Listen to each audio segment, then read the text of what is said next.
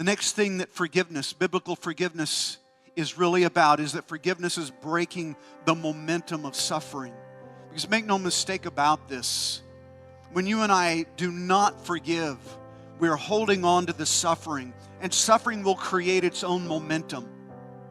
Misery creates its own force.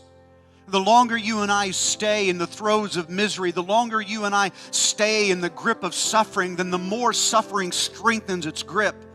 The more misery will tighten its hold upon us. Misery will begin to take on a life of its own in our lives. Eventually the misery and the suffering will transform into something else. Maybe it will be despair. Maybe it will be depression. Maybe it will be anger. Maybe it will be cynicism. Maybe it will be bitterness. But at some point we have to break the momentum of suffering so that it does not become those things. Forgiveness does so.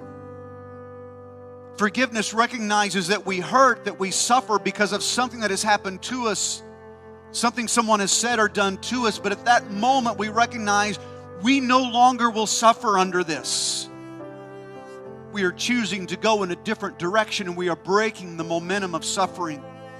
We are forgiving as God in Christ has forgiven us. An amazing thing.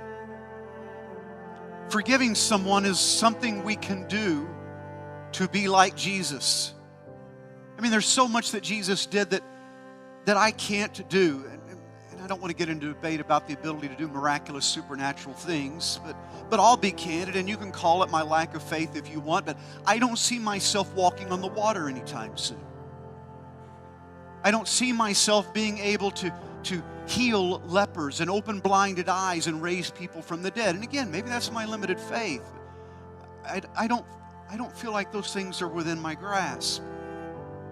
But the fact that Jesus told me to forgive means that this is in my grasp. And that something that I can do to be very much like Jesus is to forgive those who have sinned against me. To the point of being able to just powerfully say like Jesus did, Father, forgive them, they don't know what they're doing. Boy, that's breaking the momentum of suffering. That's being in charge of suffering rather than being under suffering. Thank you for being a part of our Liberty Hill Church family online here at YouTube. If you like this video clip, please hit the like button, and don't forget to subscribe if you would like to see more content. And if you would like to see the full message about this subject of forgiveness, be sure to click here. Thanks for being a part of our family.